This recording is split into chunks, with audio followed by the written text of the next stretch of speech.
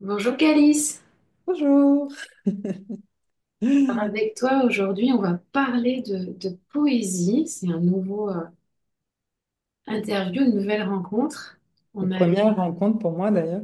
ouais, on a eu le plaisir de se rencontrer il y a déjà quelques années autour des plantes et des femmes.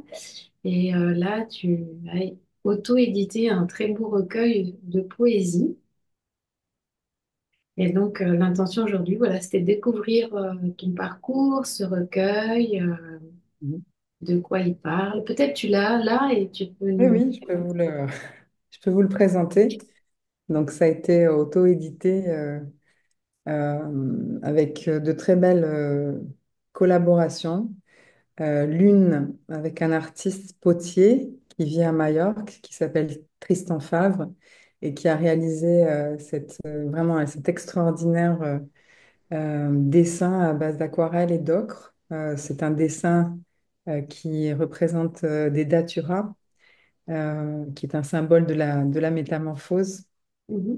souvent associé à la déesse Circé, mais qui, voilà, qui en fait est plus intimement ce chemin vers la transformation intérieure et surtout notre capacité qu'on a, qu'on a en soi de révéler une nature profonde, ou en tout cas voilà, une fonction dans cette vie, ces choses qu'on a à accomplir. Donc voilà. Et puis la deuxième collaboration, c'est avec une graphiste très talentueuse voilà, qui a fait de la percée une espèce de bijou. J'en suis très fière parce que auto-éditer un livre, c'est une aventure très particulière. On doit apprendre différents postes de travail et moi, c'est quand même l'écriture qui me porte. Donc voilà, j'en suis très fière, mais les soutiens étaient là. Euh, la percée, c'est, comme son nom l'indique, ça m'a été inspiré de la nature. Un printemps où le monde se fermait, hein. On était aux prémices de la crise mondiale du Covid et j'ai senti que la nature, elle, était toujours vivace et, et le printemps, voilà, les choses étaient en train de percer, en train non pas de s'épanouir, mais de sortir de la dormance et d'essayer d'aller vers la lumière. Et ça a été une sorte voilà, de réveil intérieur où je me suis posé la question de ce que je voulais être ou de ce que je voulais faire. Et je vivais dans les montagnes que tu connais bien. Et face à la montagne, face aux forêts, dans mes balades improvisées, j'avais la sensation que quelque chose se réveillait, mais dans le flot d'une vie d'occupation familiale, et j'avais oublié et surtout j'avais déserté cet espace-là. Et puis, euh, et puis ce printemps-là, les choses ont émergé d'une manière absolument inédite. C'est-à-dire que j'ai commencé à rêver énormément et à entendre, si je peux dire, comme des voix, en fait, en tout cas une voix qui se faisait de plus en plus forte. Au départ, c'était très sourd, c'était très fouillis, on va dire.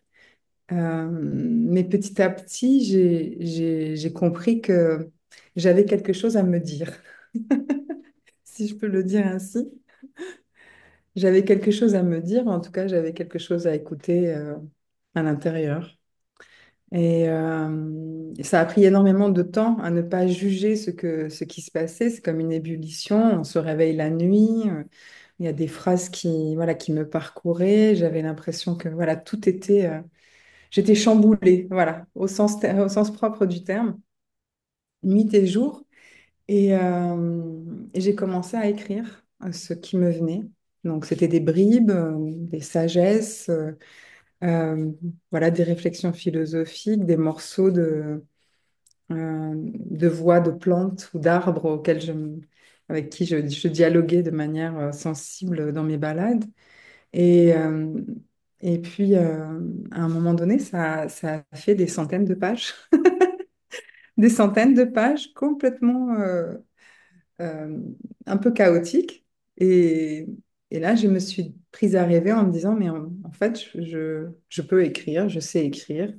Et il va falloir se mettre au travail.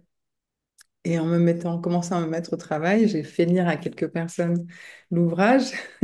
Et toi en premier, et tu m'as dit, c'est intéressant, mais on comprend rien. On comprend pas ce que tu veux dire. Et, euh, et je me suis dit qu'il y avait, voilà, qu'il y avait plusieurs lectures de l'ouvrage. En tout cas, il y avait peut-être que moi qui comprenais ce que j'avais écrit, et encore. Et, euh, et ça a été aussi une sorte de déclic. J'en parle longuement parce que je pense que l'écriture, le travail d'écriture, il est fait voilà, de ces phases où progressivement on s'approche du travail concret en fait. C'est-à-dire on est dans une matière brute ou des intentions de départ, mais petit à petit on a conscience qu'il faut se mettre au travail d'une autre manière parce que l'inspiration, c'est intéressant, mais ensuite, le travail de l'artiste, le travail de l'écrivain, ça va être de structurer, en tout cas de travailler cette matière, cette glaise, en fait, hein, parce que c'est ça, dans le cas de la percée, c'était vraiment la remontée la remontée des profondeurs de manière comme ça, très inspirée, mais aussi très dissolue. Donc ben, à ce moment-là, je me suis prêtée au jeu et j'ai commencé à travailler vraiment dans une étrange sensation, c'est-à-dire je connaissais mon texte, je connaissais les expériences qui étaient associées, mais je n'avais pas du tout tiré le fil d'or, le fil de soi, le fil de moi aussi, de ce que je voulais dire. Aujourd'hui, La Percée, c'est un recueil de poésie, de textes courts, justement de mots parfois, et puis de cette voix qui traverse le récit et qui se fait de plus en plus juste, à mon sens, et de plus en plus profonde. Et c'est vrai que comment faire pour décrire sa vie intérieure, ça reste une sorte d'énigme. Et j'allais dire une énigme au féminin, parce que évidemment, quand on commence à écrire, on se commence aussi à s'intéresser à toutes les femmes qui ont écrit avant nous, ou en même temps, voilà, qui sont nos contemporaines. Et l'histoire de la poésie au féminin, c'est une histoire extrêmement intéressante, totalement oubliée des manuels scolaires. Et qui, voilà, qui reprend un peu ses lettres de noblesse ces dernières années avec certains mouvements féministes euh, ou LGBT, mais qui reste tout à fait inconnu du grand public. On connaît bien sûr euh, Virginia Woolf, qui est une femme écrivain de la fin du 19e, début du 20e, qui est très importante qui a été très importante pour les femmes et qui, voilà, et qui dans son recueil Une chambre à soi parle justement de la nécessité pour une femme qui veut écrire d'avoir une chambre à soi et une rente, parce que la clé est là, la création et pouvoir en vivre. Ça, c'est encore un autre thème. Mais donc, en allant chercher qui étaient les femmes qui avaient commencé à écrire, je me suis rendu compte qu'il y avait une littérature au féminin qui était vraiment basée là-dessus, c'est-à-dire comment traduire sa vie intérieure, comment trouver les mots, comment trouver la forme à ce qui n'en a pas.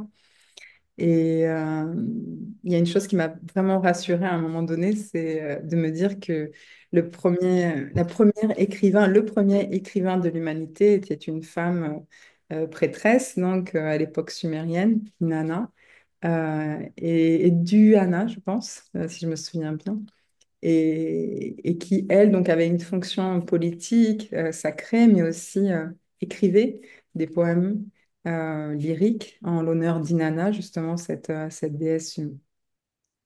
Et je me suis dit, voilà, il y a quelque chose dans l'écriture. En tout cas, dans la percée, je l'ai senti comme ça. Il y a quelque chose de sacré, ce serait un petit peu aller loin, mais d'éclosion réelle de l'être que je suis. Euh, il y a longtemps, j'avais acheté un bouquin qui s'appelle La percée de l'être de Durkheim, qui est un philosophe euh, que je connais peu, mais voilà, c'est le genre de livre qui est dans ton armoire sur tes... Et tu te dis, mais pourquoi j'ai acheté ça? Et alors tu le lis de temps en temps, mais ça reste obscur. Et hier, pour préparer l'interview, donc je regardais la première de couverture du livre et il y a marqué les étapes de la maturité. Et je pense que d'avoir achevé cet ouvrage, ça, ça m'a posé, je ne sais pas si c'est dans une maturité personnelle, mais en tout cas dans un sentiment de réalisation. Voilà. Bah, comment dire, c'est un beau parcours, en tout cas quelque chose, on sent qu'il y a eu une transformation, une maturation. Et c'est Oui, vrai que, comme on se connaît un peu, on a déjà expérimenté la montagne. On sent oui, les bien plantes. ouais, on sent bien aussi dans ton livre tout l'univers avec les plantes. Euh, Oui, oui, ça c'est un. euh, souvent les gens, parce que souvent les personnes que je rencontre, ils me disent, mais t'as une vie professionnelle extrêmement riche, tu cuisines, tu prends soin, tu soignes, tu consultes, tu écris, tu enseignes, etc. Et, euh, et je me dis toujours, mais moi, en fait, le seul fil que je tire et toutes ces manières de les exprimer, c'est simplement cette attention particulière et cette passion, je peux le dire, pour les plantes, en fait. Pour les plantes et voilà, par extension pour le vivant, mais moi, c'est vraiment la relation très sensible, subtile, sensuelle avec les plantes. Alors, il se trouve que les plantes sont des mondes, hein, donc elles soignent, elles nous parlent, elles nous chatouillent quand ça va pas, elles sont autour de nous, tout est vivant autour de nous. Et c'est vrai que dans la percée, il y a ces textes courts sur les plantes compagnes qui sont posés à des endroits très précis et qui sont en écho avec le texte d'avant ou le texte qui suit. Je pense que dans les mois prochains, je ferai des lectures, mais toujours associées aux plantes qui s'y trouvent. C'est prévu d'ailleurs, mais à Nice, pour celles et ceux qui sont à Nice. Parce que je pense qu'en fait, les textes que j'ai écrits sur les plantes, se- traduisent assez bien en fait si ce n'est leur âme, en tout cas comment dire, leur médecine. Donc je sais que ça c'est un mot, j'utilise peu ce mot-là, mais je me sens libre de le faire avec toi.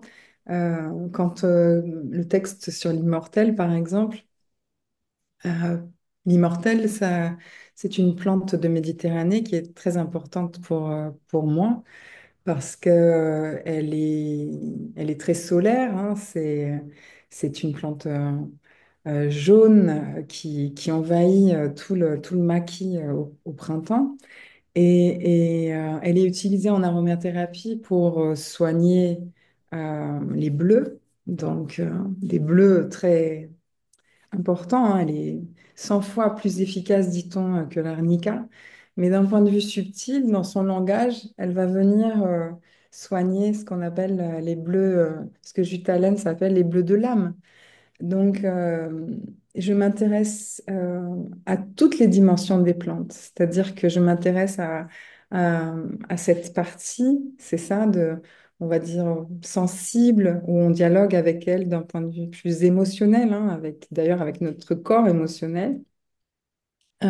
Mais je m'intéresse aussi à leur fonction sur nos organes, voilà, sur la capacité de prévenir, parfois de guérir. Et puis je les mange aussi.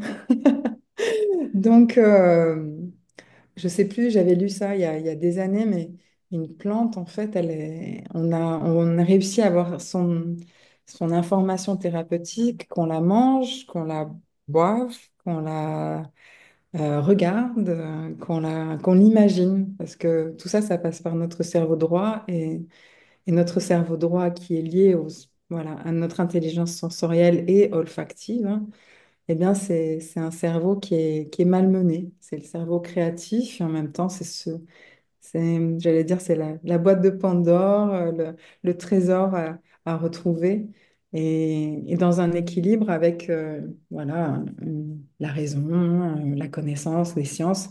Donc, je me sens une sorte d'écrivain poète, mais aussi tout à fait en équilibre avec mes savoirs sur les plantes qui sont voilà, plus rationnels, plus scientifiques.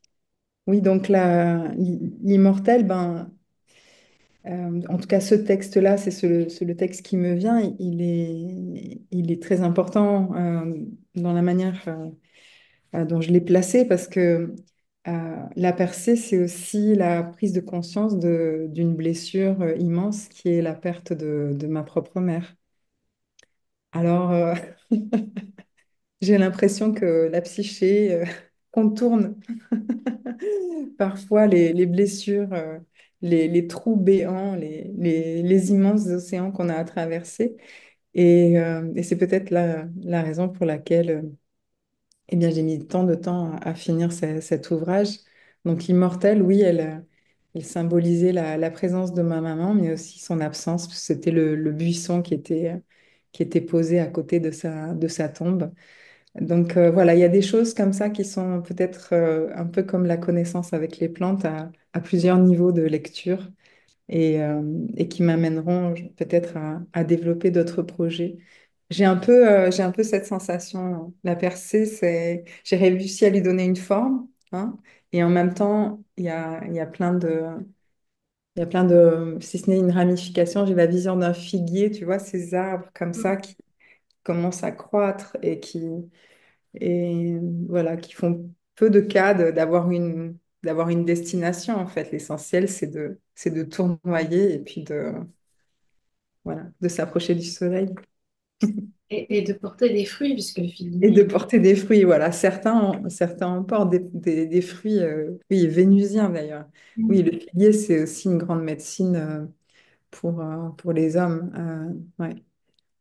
Et je me demandais alors du coup où on peut trouver ton livre. Alors, pour l'instant, c'est un livre qui a été édité en une centaine d'exemplaires sous le mode de l'édition d'artistes, parce que j'ai procédé à un pré-mécénat. Donc, le pré-mécénat, ça vise à voilà, collecter les fonds suffisants pour le produire. Donc, j'ai la chance d'avoir quasiment vendu l'intégralité des livres, mais il m'en reste encore quelques exemplaires que je serais ravie voilà, d'offrir à tes auditeurs, enfin, de vendre à tes auditeurs, puisqu'il en est ainsi. Et dans les jours qui suivent, j'aurai aussi une plateforme où on pourra acheter le livre en téléchargement. Alors, c'est vrai que l'objet est magnifique. Mais voilà, pour une première découverte et peut-être des envies de partage, ça sera disponible en ligne. La manière dont tes auditeurs peuvent trouver mes informations, c'est principalement sur Instagram, donc je te donnerai l'adresse. Et voilà, et cette plateforme Substack qui est destinée aux écrivains et aux auteurs en général, où on a la possibilité aussi, en plus d'échanger du contenu, d'accéder voilà, à des livres en ligne, comme je le disais.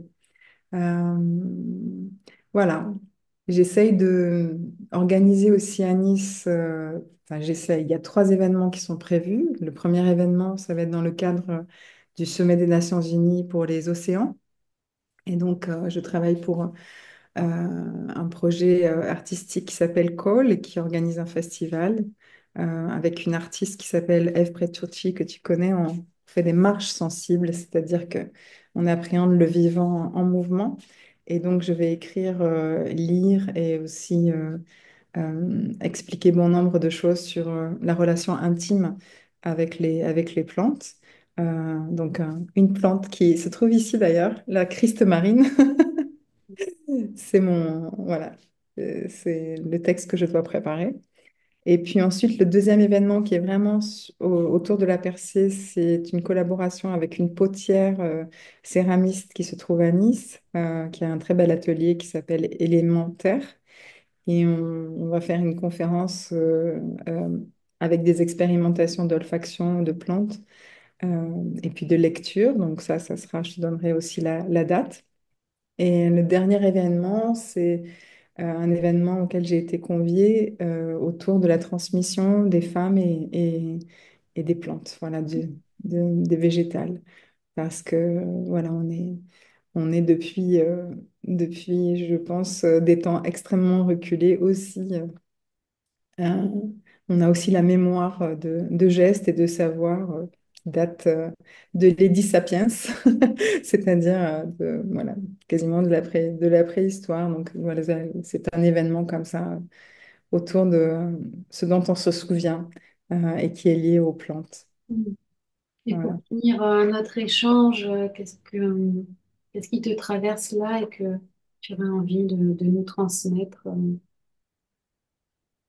Euh, je pense que ce qui me traverse, ce qui me vient comme mot, c'est la transformation.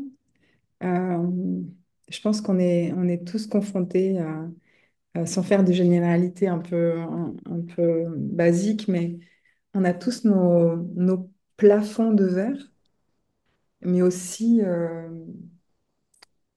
nos plafonds de verre, comment dire, nos sols de verre. C'est-à-dire que la relation à la terre, la relation sensible ou sensorielle à- à nos vies, elle est aussi importante que notre envie voilà, d'évoluer, de grandir.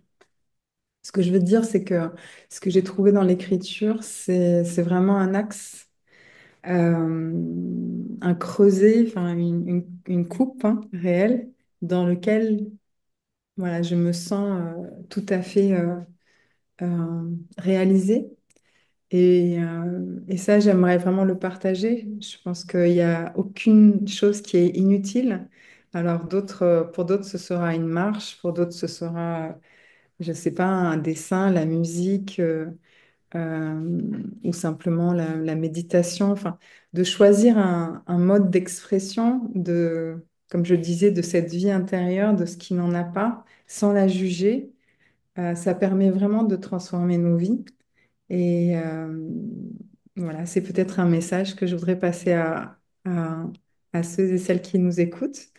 C'est de pas juger, en fait, quand l'âme appelle ou ou quand cette voix du dedans vient nous travailler. Et bien sûr, on peut hésiter de la suivre, mais finalement, la suivre. Mm. Ben, merci Calice, Merci, merci aux personnes qui nous ont écoutés et puis je mettrai merci. tous les liens. Et puis si vous avez aimé notre échange, hein, n'hésitez pas Oui, oui, à voilà. liker. Le canal est ouvert. À Merci beaucoup. bientôt. Au revoir.